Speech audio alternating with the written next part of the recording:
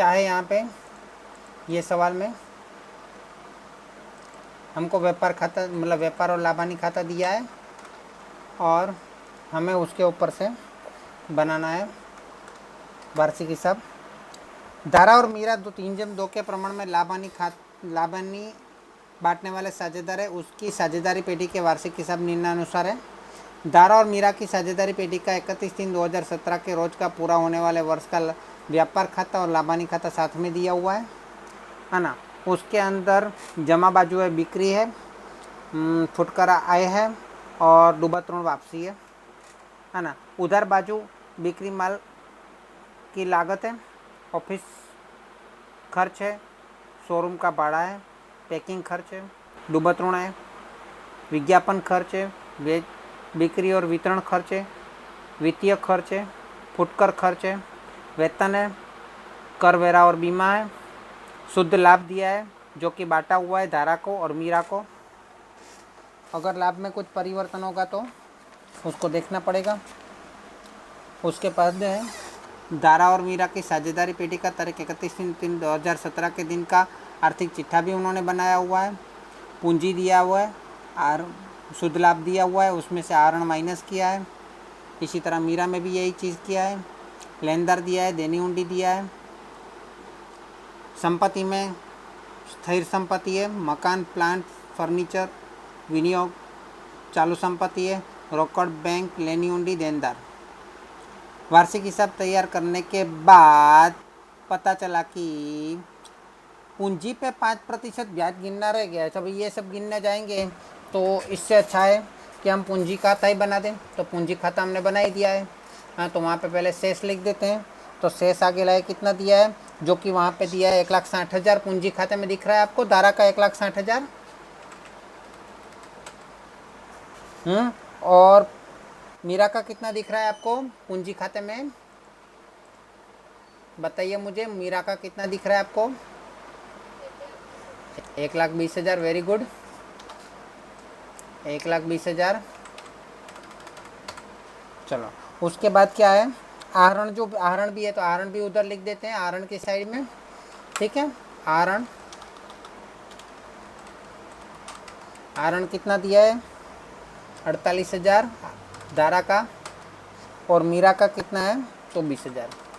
चलो, अभी पहले पूंजी पे ब्याज गिनना बोला है तो 5% ब्याज गिनना रह गया है। तो पूंजी पे ब्याज कितना होगा? 1,60,000 और 1,20,000 पे 5% गिने तो, लेकिन वो ब्याज हमारे धंधे के लिए क्या होता है? नुकसान होता है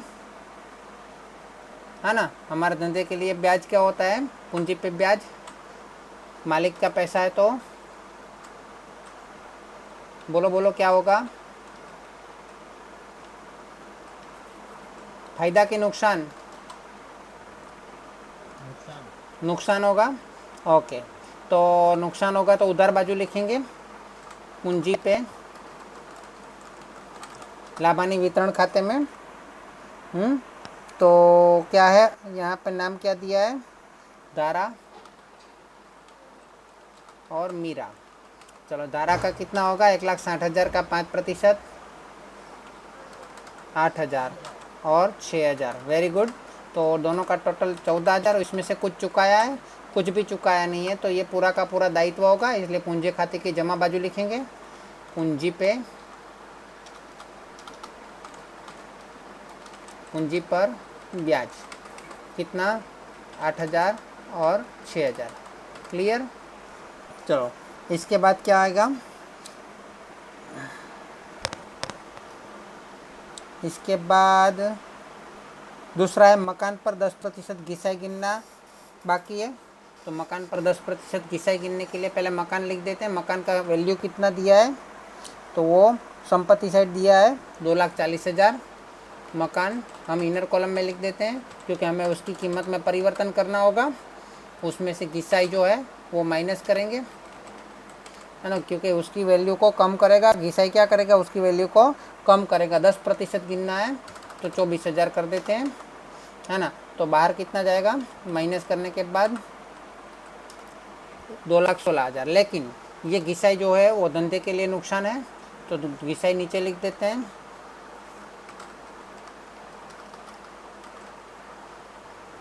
है ना। उसमें मकान का लिख देता हूँ, अगर किसी और का होगा तो उसको भी साथ में जोड़ देंगे। कितना है मकान का? 24,000। चलो, उधर बाजू इसलिए लिखा क्योंकि वो नुकसान है हमारा।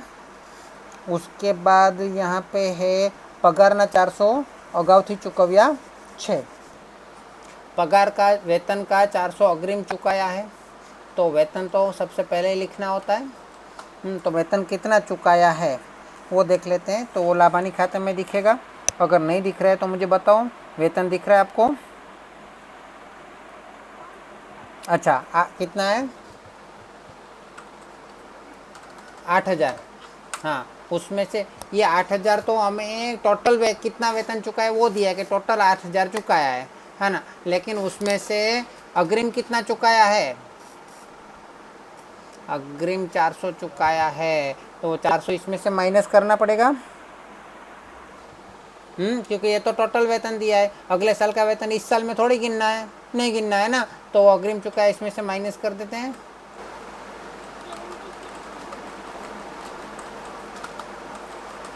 कितना अग्रिम चुकाया, कितना है?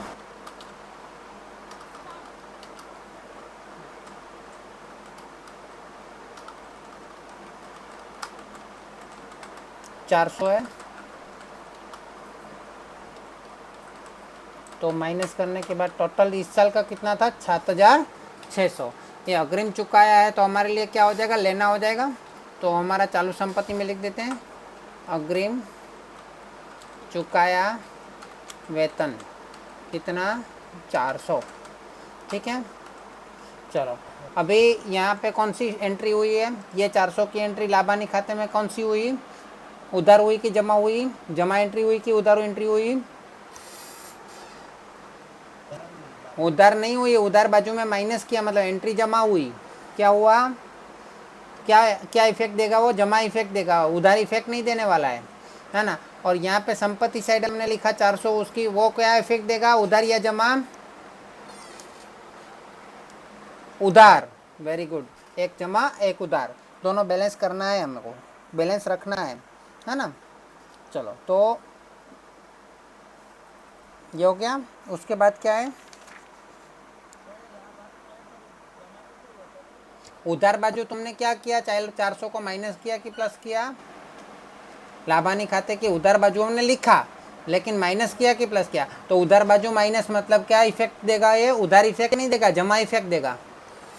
वो कौन सी असर बताएगा? जमा असर बता रहा है। ठीक है, इस तरह से हमको समझना पड़ेगा। हाँ, विनियोग पर 800 ब्याज गिनना मिलना बाकी है। विनियोग पे 800 ब्याज मिलना बाकी है, पहले विनियोग लिख देते हैं, है ना। तो विनियोग कितना दिया है? विनियोग देख लो कितना है? 24,000 दिया है ना। विनियोग लिख दे 24,000। विनियोग हेडिंग ही दिया है 24,000, है ना। डायरेक्ट बाहर लिख देता हूँ, ब्याज उसमें नहीं जोड़ना है। ठीक है। विनियोग पे ब्याज, तो विनियोग पे ब्याज देखना पड़ेगा, कहीं पे ब्याज आई साइड लिखा है? ब्याज नहीं लिखा है। बिक्री है, परचूरण आय है और डूबतरण वापसी है, तो ब्याज का कुछ मिला नहीं है, तो मिलना बाकी है। तो मिलना बाकी है तो कितना मिलना बाकी है? ब्याज मिलेगा तो फ़ायदा होगा, तो लाभानी खाते में जमा लिखना पड़ेगा, हाँ। तो मिलेगा तो फ़ायदा है, तो विनियोग पे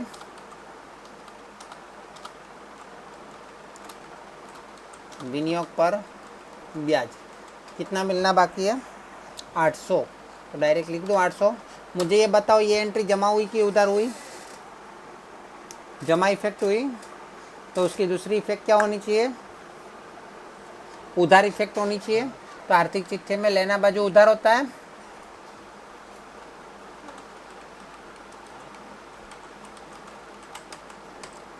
कितना? 800। चलो, उसके बाद क्या है? डूबत ऋण अनामत 1200 रखना है। डूबत ऋण अनामत 1200 रखना है, वो तो देनदार का टॉपिक करेंगे तो पता चलेगा ना। उधार खरीदी 1600 लिखना बाकी है। उधार खरीदी कितना लिखना बाकी है? 1600। पहले वही लिखना है, बाद में ये सब देनदार वाला डूबत ऋण वाला वो सब बाद में करेंगे। ठीक है। तो उधार खरीदी 1600 लिखना बाकी है, तो खरीदी में जाएंगे, यहाँ पे पहले प्रारंभिक स्टॉक होगा,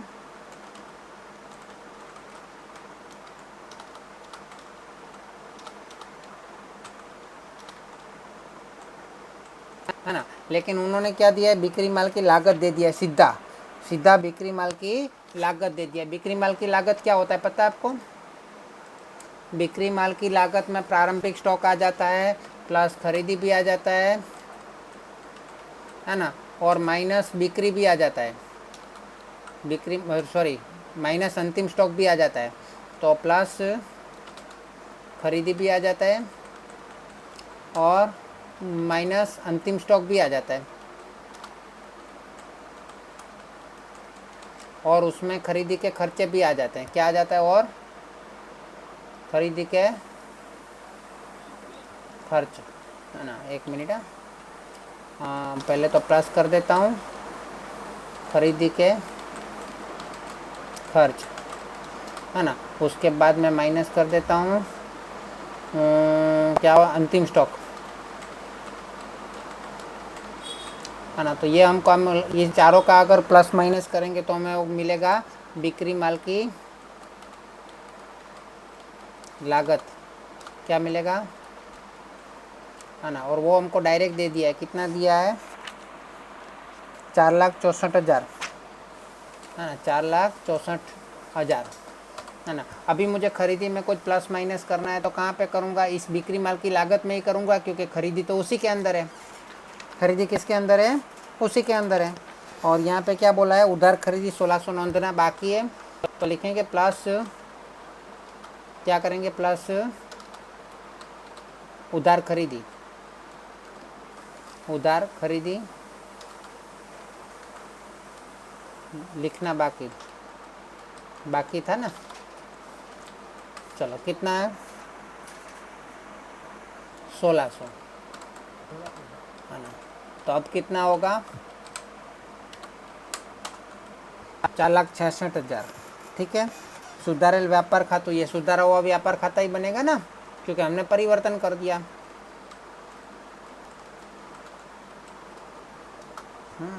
सुधारा हुआ लाभानी खाता भी सुधारा हुआ बनेगा। चलो, और क्या दिया है? समायोजन हो गया। समायोजन में डूबत ऋण वाला बाकी है, तो डूबत ऋण वाला आप कर दें। चलो डूबत ऋण वाला कर देते हैं। तो यहाँ पे उधार खरीदी लिखना बाकी है, तो लेनदार में भी तो प्लस होगा ना। तो पहले चालू दायित्व में लिख देते हैं लेनदार। तो लेनदार कितना दिया है? 32,000 दिया है ना। तो उधार खरीदी करेंगे तो लेनदार की रकम में भी बढ़ोतरी होगी। उधार प्लस क्या करेंगे? उधार खरीदी, है ना। मुझे बताओ कि ये उधार खरीदी से लेन क्या फ़र्क पड़ता है? उधार खरीदी है तो वो उस कौन से व्यक्ति से हम उधार खरीदते हैं पैसा, माल? लेनदार के पास से, इसलिए उसमें तो प्लस करना ही पड़ेगा ना। चलो उसके बाद डूबत ऋण अनामत, तो डूबत ऋण अनामत तो देनदार पे रखा जाता है, तो देनदार लिख देता हूँ। देनदार कितना दिया है? 56,000। उसमें डूबत ऋण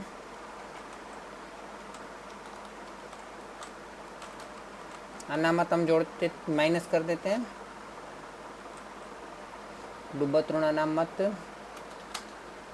माइनस करना है, कितना माइनस करना है, कितना रखना है डूबत ऋण अनामत? 1,200,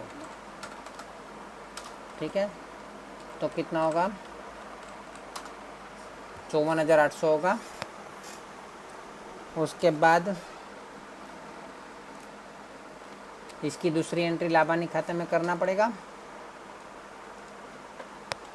डूबत ऋण दिया है पुराना, ये साल का ऋण कितना है? डूबत ऋण, ये मकान का किसे डायरेक्ट बाहर ही लिख देता हूँ। चलो डूबत ऋण इस साल का कितना दिया है? ऑफिस खर्चा, शोरूम भाड़ू, पैकिंग, 8,000 तो ऑलरेडी था ही, तो 8,000 तो हमें पैसा इकट्ठा करना ही पड़ता, मतलब 8,000 का तो ऑलरेडी नुकसान था ही, है ना। और दूसरा कोई नुकसान, नया कोई नुकसान तो नहीं है, लेकिन नया हमने माना है कि 1,200 रुपये का भविष्य में डूबत ऋण की आवश्यकता पड़ेगी, अनामत की, है ना। तो प्लस कर देते हैं डूबत ऋण,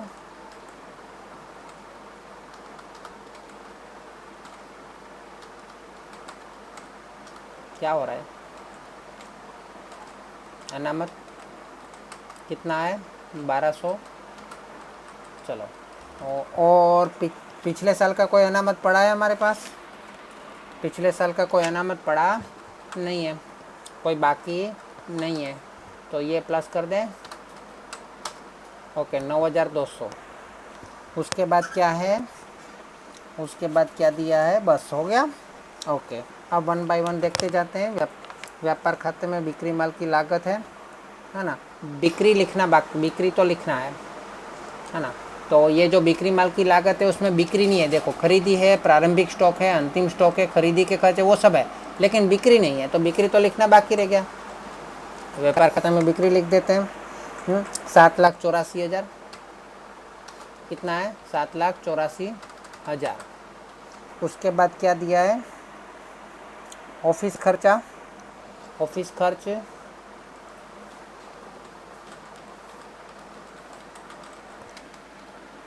ऑफिस खर्च 80,000। उसके बाद क्या दिया है, शोरूम का भाड़ा।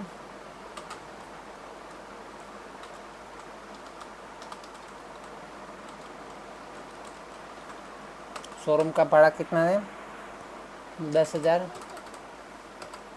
उसके बाद पैकिंग खर्च, पैकिंग खर्च कितना है, पैकिंग खर्च 12,000।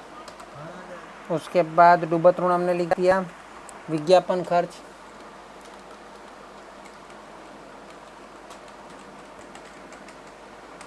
14,000। उसके बाद क्या दिया है, वित्तीय खर्च।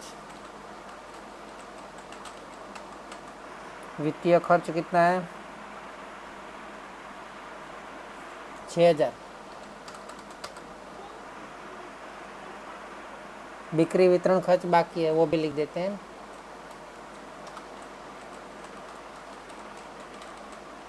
बीस 20,000। फिर वित्तीय खर्च हो गया, फिर फुटकर खर्च। फुटकर खर्च क्या होगा 16,000। अरे 1,60,000 हो गया।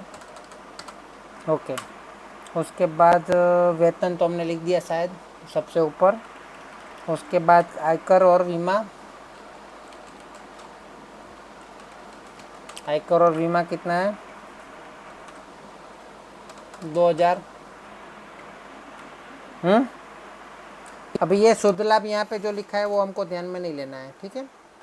उसके बाद बिक्री लिखा है, बिक्री हमने व्यापार खाते में लिख दिया। फुटकर आय, फुटकर आय हमें यहाँ पे लिखना है।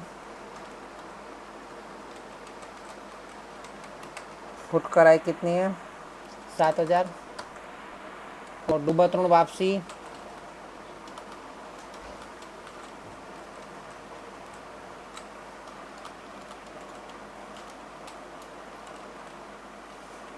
डूबत ऋण वापसी 1,000 है ना। चलो उसके बाद पीछे जाते हैं, वार्षिक हिसाब में क्या क्या है।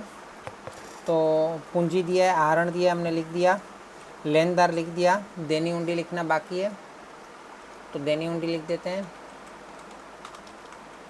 देनी हुंडी कितनी है 8,000।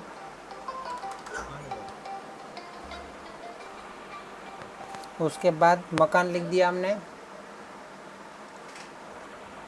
प्लांट और यंत्र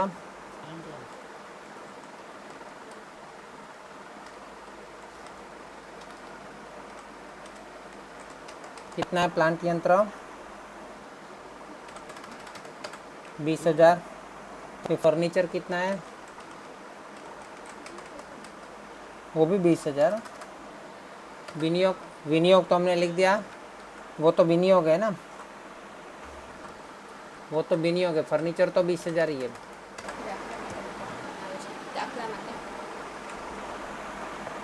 रोकड़ शेष 10,000 है।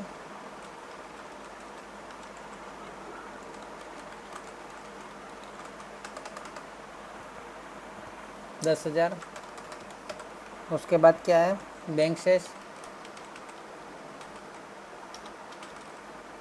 कितना है, बैंक शेष 25,000 है। लेनी हुंडी हमने बाकी है ना लिखना।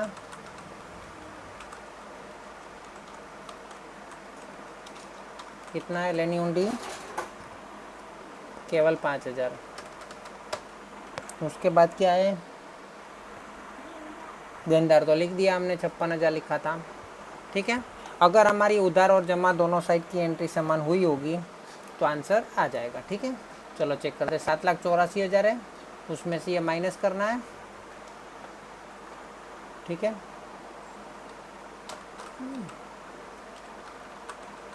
4,66,000, तो 3,17,400 बचेगा, उसको हम यहाँ पे लिख देते हैं।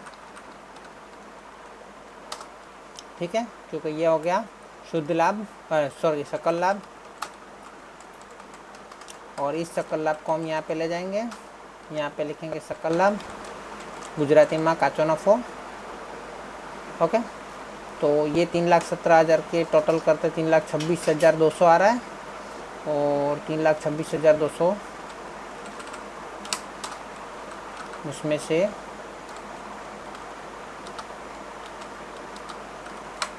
इसमें से हमें माइनस करना है इन सबको। तो ये आ रहा है 1,25,400। ये 1,25,400 जो है हमारा शुद्ध लाभ होना चाहिए।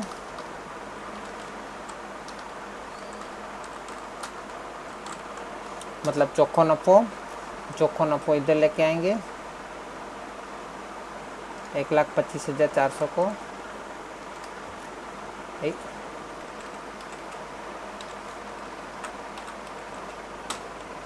ठीक है, तो 1,25,400 यहाँ पे आ गया।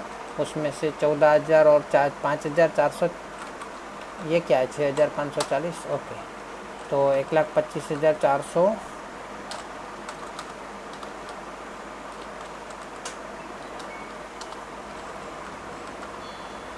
इसको ऐसे इन सब का टोटल माइनस करते हैं।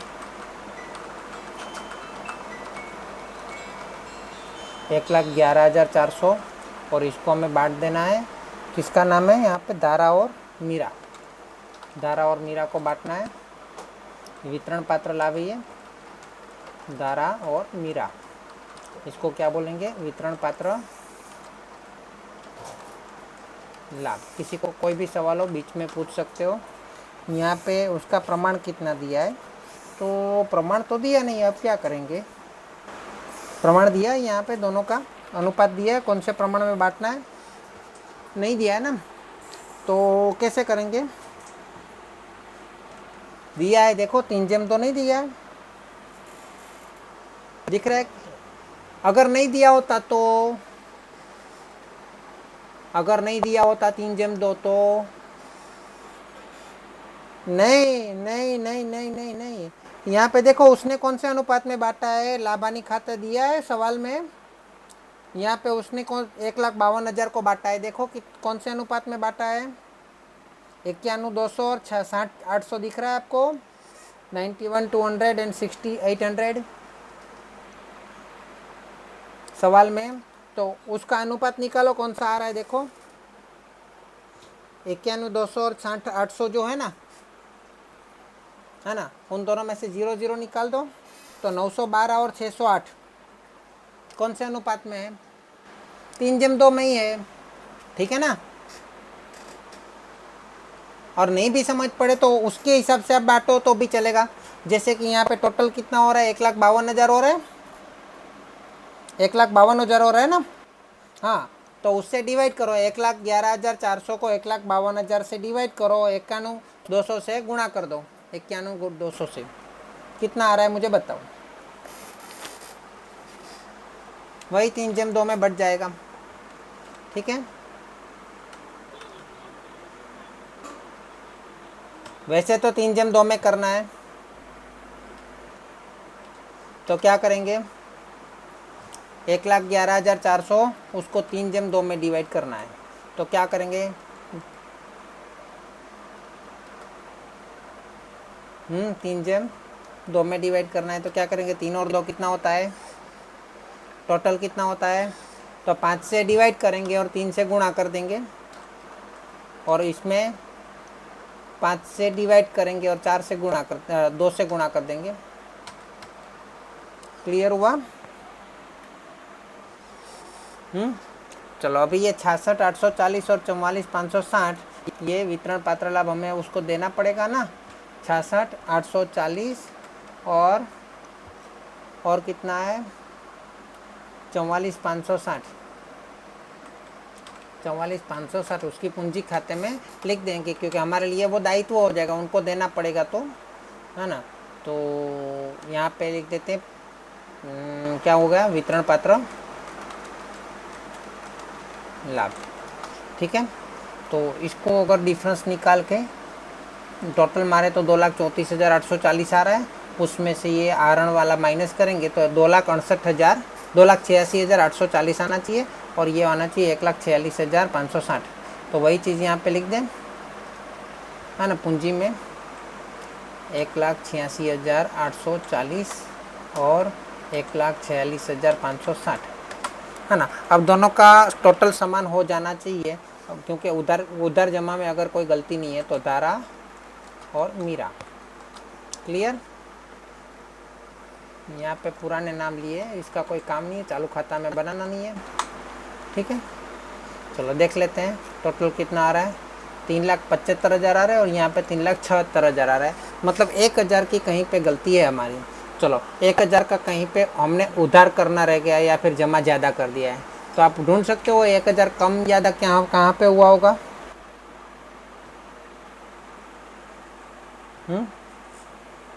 आप ढूंढ सकते हो ये 1,000 का कम या ज़्यादा कहाँ पे हुआ होगा। डूबत ऋण वापसी हमने लिखा,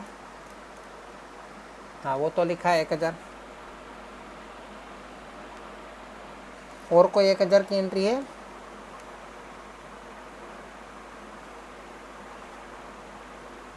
और कोई अंदाजा लग सकता है? देखो टोटल मार के देखो, नहीं तो फिर 1,46,560 और 1,86,840, 66,840 और 44,560, ये सब तो सही लग रहा है। ठीक है,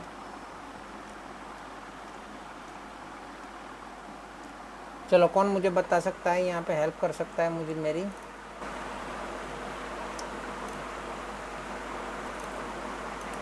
कोई 1,000 की एंट्री में डूबत ऋण वापसी तो लिख दिया हमने।